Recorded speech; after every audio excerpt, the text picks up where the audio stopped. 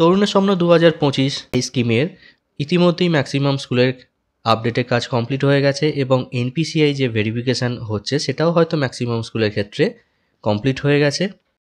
তো এখন account is invalid বা account is valid but name not match, এই দুটো সমস্যা এখন সামনে এসে দাঁড়াচ্ছে। এই দুটো কেস যখন থাকছে তখনই কিন্তু আপডেট অ্যান্ড সেন্ডে গিয়ে সেটা এসআই ভেরিফিকেশানের জন্য আপনাদের আপডেট করে পাঠাতে হচ্ছে।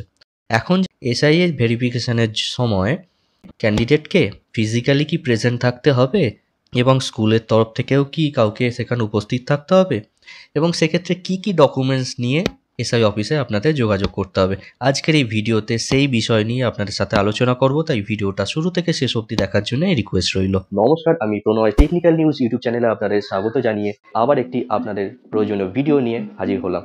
তো চলে আসি মেন টপিকে, এনপিসিআই স্ট্যাটাসে যেটা প্রধান যে সমস্যা আসছে, account is valid but name not match. এই কেসটা এনপিসিআই স্ট্যাটাসে কেন আসছে সবার আগে এটা জানাটা দরকার। দেখুন, স্কুলে যে নামটা আছে, মানে আমি ধরে নিলাম মাধ্যমিকের অ্যাডমিট বা মার্কশিটে যে নামটা ছিল সেটার হিসাবেই স্কুলে 11-এ অ্যাডমিশন হয়েছে।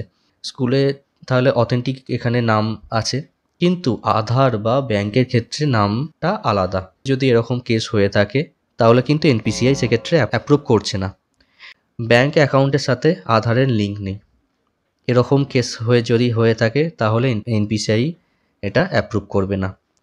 আর একটা বড় যে কারণ হচ্ছে ন্যাশনালাইজড ব্যাংক বাদে যে সমস্ত রিজিওনাল ব্যাংক আছে, যেমন গ্রামীণ ব্যাংক, ধরুন তিনটে আমি গ্রামীণ ব্যাংকের নাম বলছি, পশ্চিমবঙ্গ গ্রামীণ ব্যাংক, বঙ্গীয় গ্রামীণ বিকাশ আর উত্তরবঙ্গ ক্ষেত্রীয় গ্রামীণ ব্যাংক। এই যে তিনটে ব্যাংক আছে, এই তিনটে ব্যাংক কিন্তু আলাদা আলাদাভাবে ইউনিয়ন ব্যাংক বা পাঞ্জাব ন্যাশনাল ব্যাংক এই ব্যাংকগুলোর আন্ডারে ছিল।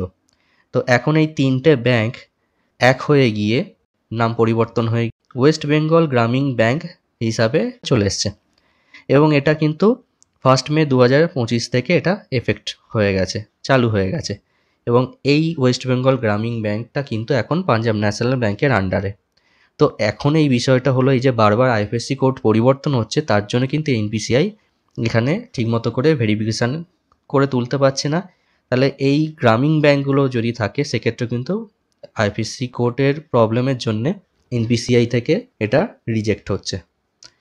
যদি এমন কোনো অ্যাকাউন্ট থাকে যেখানে জয়েন্ট অ্যাকাউন্ট দেওয়া হয়েছে এবং সেক্ষেত্রে দেখা যাচ্ছে ফার্স্ট হোল্ডার হিসাবে ক্যান্ডিডেটের নাম নেই, সেক্ষেত্রে কিন্তু বলে এনপিসিআই অ্যাপ্রুভ করবে না। এনপিসিআই অ্যাপ্রুভ করতে গেলে সিঙ্গেল অ্যাকাউন্ট হওয়াই ভালো। এরম বেশ কিছু কারণ আছে যার জন্যে এনপিসিআইয়ের ব্যাঙ্ক অ্যাকাউন্ট অ্যাপ্রুভ হচ্ছে না। নেম মিসম্যাচ হলে কী করণীয়? এক্ষেত্রে যেটা করতে হবে, ক্যান্ডিডেটকে আদার যে সমস্ত এই সময়ে ভেরিফিকেশানের কাজগুলো চলছে বা আপডেটের কাজ চলছে, সেক্ষেত্রে আধার যদি আপডেট করে ফেলা হয় তাহলে সমস্যাটা আসবে না এবং তার সাথে সাথে ব্যাংক পাসবুকেও নাম পরিবর্তন হয়ে যাবে। তো এই সমস্ত জিনিস যদি পরিবর্তন হয়ে যায় তাহলে এনপিসিআই কখনোই রিজেক্ট করবে না। যাই হোক, এইগুলো তো আমি বললাম এনপিসিআই কেন রিজেক্ট করছে। এবার এনপিসিআই রিজেক্ট হয়ে যাওয়ার পরে জানেন, এনপিসিআই রিজেক্ট করার পরে সেটাকে আপডেট অ্যান্ড সেন্ড টু এসআইয়ের মাধ্যমে এসআই ভেরিফিকেশানে পাঠাতে হয়। আপডেটের জন্য এসআই এন্টে পাঠাচ্ছেন, সেখানে বেশ কিছু ডকুমেন্টস সাবমিট করতে হবে এবং তার জন্য আমি এখানে একটা এক্সেল তৈরি করেছি। এখানে প্রথমে স্টুডেন্ট নাম, তারপর বিএসপি বাংলা শিক্ষা পোর্টালের আইডি, তারপর স্টুডেন্টের কন্ট্যাক্ট নাম্বার, তারপর ডকুমেন্ট ভেরিফিকেশান স্ট্যাটাস, যে কারণে মিসম্যাচ হয়েছে, মানে অ্যাকাউন্ট ইজ ইনভ্যালিড বা account is valid name not match, এই দুটো রিজন এখানে আপনাদের লিখতে হবে। এবং এখানে কী কী ডকুমেন্ট সাবমিট করতে হচ্ছে, document submitted by school, xerox with self attested by ক্যান্ডিডেটের সেলফ অ্যাটেস্টেড করতে হবে এই সমস্ত ডকুমেন্টসের জেরক্স কপির ওপর। কী কী ডকুমেন্টস? মাধ্যমিকের অ্যাডমিট, মাধ্যমিকের marksheet and certificate, Aadhaar of candidate, bank passbook updated up to July August 2025-26, মানে আগস্ট পর্যন্ত পাসবুকটা আপডেট করে তার কপিটা কিন্তু এক্ষেত্রে জেরক্স কপি সাবমিট করতে হবে এবং তার সাথে কি সাবমিট করতে হচ্ছে, অ্যানেক্সার এফ, যেটা স্কুলে ক্যান্ডিডেটরা জমা দিয়েছিল। তো এই বেসিক জিনিসগুলো কিন্তু হার্ড কপি আপনাদের জমা দিতে হবে এবং সাথে এই কপিগুলো কিন্তু এসআই অফিসে এটা চেকিং হবে এবং এই চেকিংগুলো ইনিশিয়ালি চেকিং হয়ে যাওয়ার পরে যদি সব ঠিকঠাক থাকে তার বেসিসে কিন্তু অনলাইনে এসআই লগ ইন থেকে সেটা অ্যাপ্রুভ করা হবে। তো এটা বলে দিলাম কি কি ডকুমেন্টস জমা দিতে হচ্ছে। এবার চলে আসি এসআই লগ ইনে কীভাবে অ্যাপ্রুভের যে প্রসেসটা আছে সেটাও দেখিয়ে দিই আপনাদের। তরুণের স্বপ্ন স্কিমে যেতে হবে, ভেরিফিকেশান অফ বেনিফিশিয়ারি সেই সাবমেনুতে চলে আসতে হবে।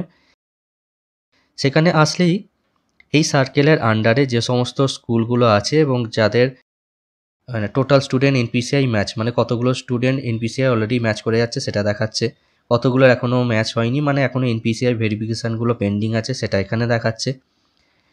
টোটাল স্টুডেন্ট পেন্ডিং মানে এইগুলোই হচ্ছে যে সমস্ত ডিফল্ট কেস, মানে এই যে যাদের অ্যাকাউন্ট প্রবলেম বা যাদের নামের প্রবলেম আছে এই কেসগুলোই এখানে সংখ্যাটা দেখাবে।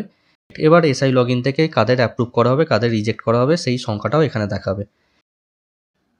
এরপরে অ্যাকশানে দেখুন ভিউ ডিটেলস যেটা আছে সেইখানে ক্লিক করলেই ওই স্কুলে যে সমস্ত স্টুডেন্টগুলোর এনপিসিআই চেকিংয়ের পরে প্রবলেম এসেছে সেই স্টুডেন্টগুলোর নাম এখানে দেখাবে উইথ বাংলা শিক্ষার কোড, এবং তাদের এনপিসিআই ভেরিফিকেশানের সময় কী মিসম্যাচ হয়েছিল সেটাও এখানে শো করবে।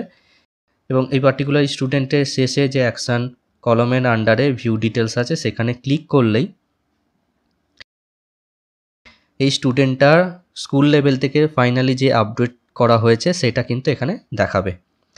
এবং আগেই বলে দিলাম স্কুল লেভেলে আপডেটটা করার আগে কিন্তু এই যে প্রথমে বললাম ব্যাংকের ডিটেলসগুলো ঠিকঠাক করে নেওয়া উচিত, আধার যদি প্রবলেম থাকে আধারটা ঠিকঠাক করে নিতে হবে, এবং যদি নামের বানান কোথাও ঠিক ভুল থাকে সেগুলোও কিন্তু এক্ষেত্রে ঠিকঠাক করে নিয়ে আপডেটটা করতে হবে। এবং সবার নিচে এখানে দেখতে পাচ্ছেন অ্যাপ্রুভ অর রিজেক্ট এই দুটো অপশান আছে। এক্ষেত্রে যদি হার্ড কপি যেগুলো আপনারা অফিসে সাবমিট করলেন ভেরিফিকেশানের জন্যে সেইগুলো যদি ঠিকঠাক থাকে তাহলে সেক্ষেত্রে এটা অ্যাপ্রুভ করা হবে, আদারওয়াইজ এটা রিজেক্ট করা হবে।